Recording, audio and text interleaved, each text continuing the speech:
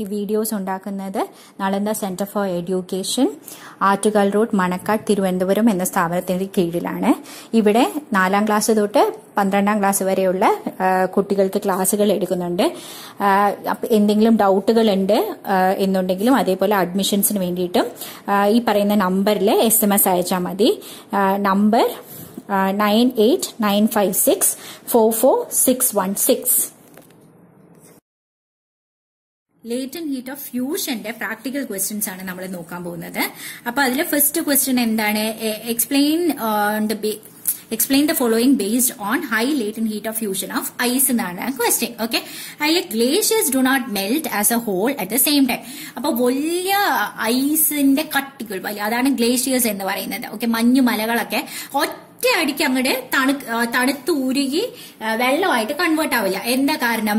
ഭയങ്കര വെയിലാണെങ്കിൽ പോലും ഈ ഗ്ലേഷ്യേഴ്സ് ഒറ്റയടിക്ക് കയറി ഉരുകി താഴോട്ട് വീഴില്ല. അതെന്താ കാരണം എന്ന് ചോദിച്ചു കഴിഞ്ഞാൽ, ഐസിനെ സംബന്ധിച്ച് അപ്പൊ glaciers are made up of ice, അതും സ്പെഷ്യൽ ടൈപ്പ് ഓഫ് ഐസ് ആണ് ഗ്ലേഷ്യേഴ്സ് ഉണ്ടാക്കാൻ വേണ്ടിയിട്ടുള്ളത്.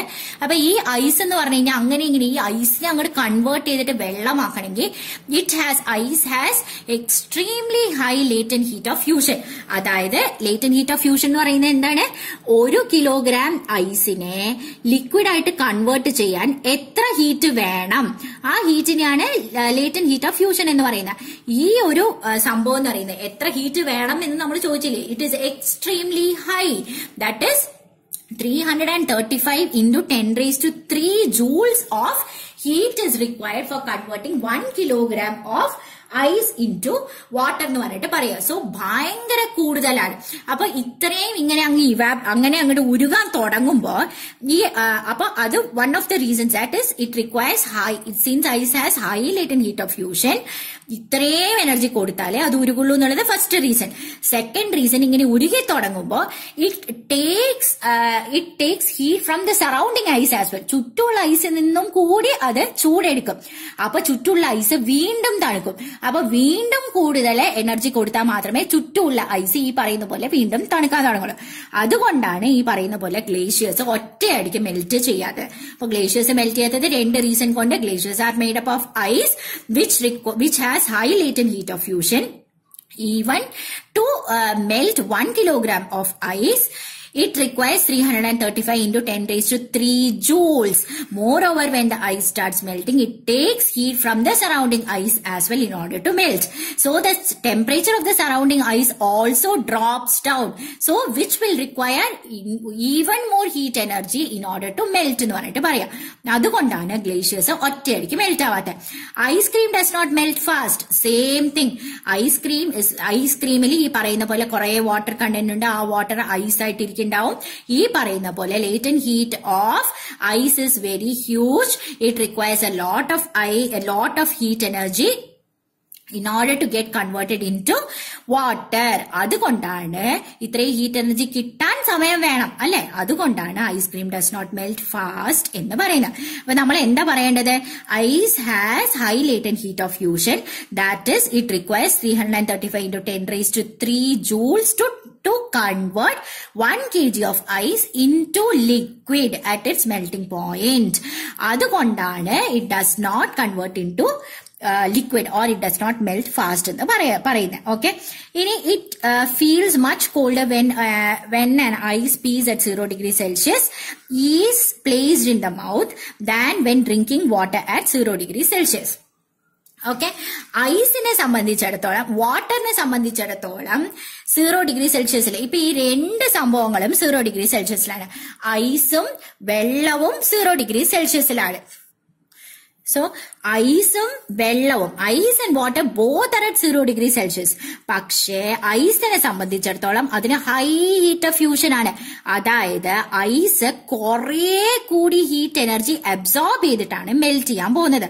അപ്പൊ ഈ ഹീറ്റ് എനർജി അത് എവിടെ നിന്ന് അബ്സോർബ് ചെയ്യുന്നത്? നമ്മുടെ വായുടെ ഉള്ളിൽ നിന്നും. അപ്പൊ നമ്മുടെ വായ്ക്ക് എന്ത് സംഭവിക്കും? നമ്മുടെ വായിലുള്ള ഹീറ്റ് മുഴുവൻ ഐസിന് കൊടുത്തിട്ട് അതിനെ ഉരുകാനായിട്ട് സഹായിക്കും. നമ്മുടെ വായുടെ ഉള്ളിലുള്ള ഹീറ്റ് പോകുമ്പോൾ നമ്മുടെ വയറിൽ എന്ത് സംഭവിക്കും? അത് തണുക്കാൻ തുടങ്ങും. And will feel very very called എന്ന് പറഞ്ഞിട്ട് പറയാണ്. ഓക്കെ, അതേസമയം നമ്മുടെ വെള്ളത്തിനെ സംബന്ധിച്ചിടത്തോളം ഇത്രയും ഈ ലേറ്റന്റ് ഹീറ്റ് ഓഫ് ഫ്യൂഷൻ കഴിഞ്ഞിട്ട് ഉള്ള വെള്ളമാണ്. So it does not absorb as much of heat as that of ice in 0°C. അതുകൊണ്ടാണ് അത്ര തണുപ്പ് നമുക്ക് തോന്നാത്തത്. സോ ഐസ് ആൻഡ് വാട്ടർ രണ്ടെണ്ണം 0°C. But ice has high heat of fusion. That is it has to absorb a lot of heat energy to melt and increase its temperature. പക്ഷേ ice മൗത്തിൽ ഇടുമ്പോ so what happens? So when the ice is placed in the mouth, it absorbs a large amount of heat than water at 0°C. Appo what will happen? The mouth lost its heat. Now what will happen? This will make our mouth feel much colder എന്ന് പറയാണ്. Okay, ഇനി അടുത്ത question എന്താണ്? 1.5 kg of copper at 1083. അപ്പൊ melting point of copper 1083 തന്നെയാണ്. And 1 kg of ice at 0°C are melting and changing into their liquid at their respective temperatures. Okay, വലിയ sentence ആണ്. ഇതിന്റെ അർത്ഥം എന്താ? ഒന്നുമില്ല. 1.5 kg of copper ഉണ്ട്, 1 kg of ice ഉണ്ട്.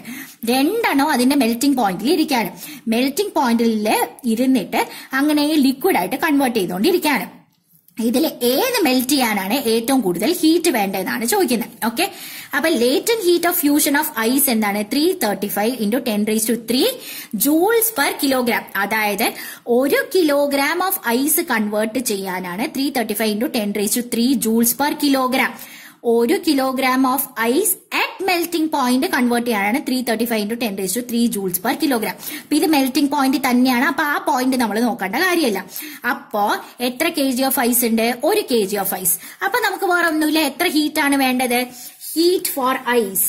Heat for ice is equal to latent heat. 1 kg mass into latent heat of fusion, which is 1 kg into latent heat of fusion എത്രയാണ്?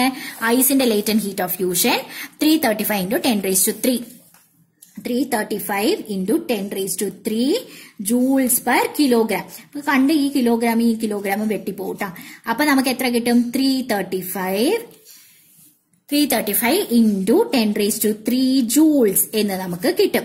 Okay, അപ്പൊ heat for ice നമുക്ക് കിട്ടി. ഇനി ആരാ ഉള്ളത്? Heat for copper ആണ് നമുക്ക് വേണ്ടത്. Heat for copper. അപ്പൊ അതെങ്ങനെയാ കണ്ടുപിടിക്കുക? ഹീറ്റ് ഫോർ കോപ്പർ എന്ന് പറയുന്നത് എത്രയാ വേണ്ടത്? എത്ര മാസ് ഉണ്ട്?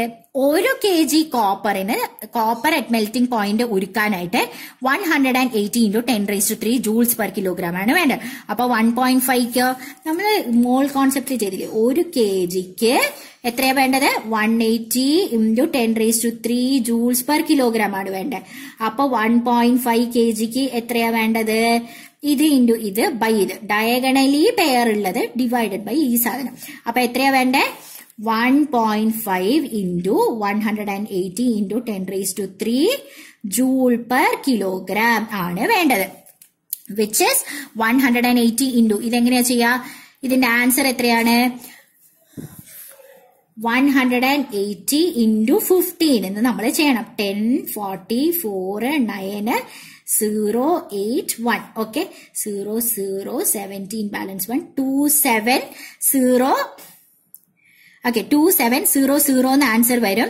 ഒരു പോയിന്റും കൂടി ഉണ്ട്, കാരണം 1.5ന്റെ പോയിന്റ്. അപ്പൊ 270 × 10³ ജൂൾസ് ആണ് വേണ്ടത്.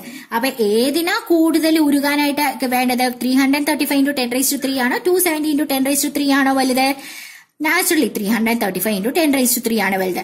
അപ്പൊ ഉരുകാനായിട്ട് ആർക്കാ ചൂട് കൂടുതൽ വേണ്ടേ? ഐസിനാണ് ഉരുകാനായിട്ട് ചൂട് കൂടുതൽ വേണ്ടത്. അപ്പൊ did you understand how we did the question?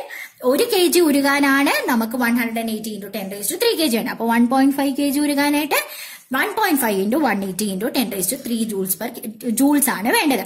1 kg ഉരുകാനായിട്ട് 335 × 10³ വേണം. ആ 1 kg തന്നെയാണ് തന്നിരിക്കുന്നത്. അപ്പൊ ഇത്രയാണ് വേണ്ടത്. അങ്ങനെ കമ്പയർ ചെയ്ത് വരുമ്പോൾ വി ഫൗണ്ട് ഔട്ട് ദാറ്റ് ഐസിനാണ് ഉരുകാനായിട്ട് ഏറ്റവും കൂടുതൽ ഹീറ്റ് എനർജി വേണ്ടതെന്ന് നമ്മൾ കണ്ടുപിടിച്ചു. അടുത്ത question, calculate the quantity of heat required to convert 5 kg of ice at 0 degrees Celsius into water at same temperature. Latent heat of fusion of ice തന്നിട്ടുണ്ട്. അപ്പൊ latent heat of fusion of ice എന്ന് പറയുന്നത് എന്താണ്? 1 kg ഐസിനെ അതിന്റെ melting പോയിന്റിൽ ഒരു തിരിച്ച് liquid ആയിട്ട് കൺവേർട്ട് ചെയ്യാൻ എത്ര ഹീറ്റ് എനർജി വേണം? അതാണ് latent heat of fusion of ice. 1 kg convert ചെയ്യാൻ, അപ്പൊ മെൽറ്റിംഗ് പോയിന്റ് തന്നെയാണ്. അപ്പൊ ആ പോയിന്റ് നമ്മൾ നോക്കണ്ട. 1 kg ഐസിന് നോക്കിയേ, 1 kg ഐസിന് 335 into 10⁻³ ജൂൾസ് ആണ് വേണ്ടത്. അപ്പൊ 5 kg ഐസിന്, അതായത് ഇതാണ് ഗിവൺ മാസ്, ഇതാണ് ലേറ്റന്റ് ഹീറ്റ് ഓഫ് ഫ്യൂഷൻ. എത്ര വേണം?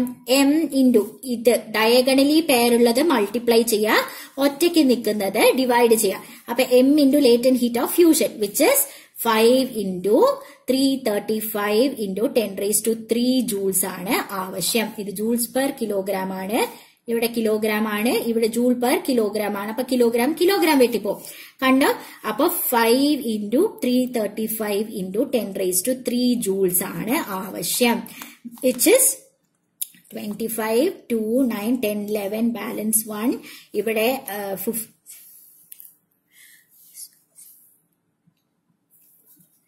which is ഞാൻ കാൽക്കുലേറ്റ് ചെയ്തത് മിസ്റ്റേക്ക് ഉണ്ടായിരുന്നു. ഞാൻ ഒന്നുകൂടി കാൽക്കുലേറ്റ് ചെയ്യുമ്പോൾ 1675 into 10⁻³ ജൂൾസ് ആണ് നമുക്ക് ആവശ്യം. 1675 into 10⁻³ ജൂൾസ് ആണ് നമുക്ക് ആവശ്യം. അപ്പൊ 1 കിലോഗ്രാമിന് 335 into 10⁻³ ജൂൾസ് പെർ കിലോഗ്രാം ആണ് ആവശ്യം in order to convert to liquid at melting point. അതേസമയം 5 ആണെങ്കിൽ 5 into 335 into 10⁻³ joules per kilogram ആണ് ആവശ്യം. ഓക്കെ, ഇനി അടുത്ത വീഡിയോയില് നമുക്ക് practical questions of latent heat of vaporisation നോക്കാം.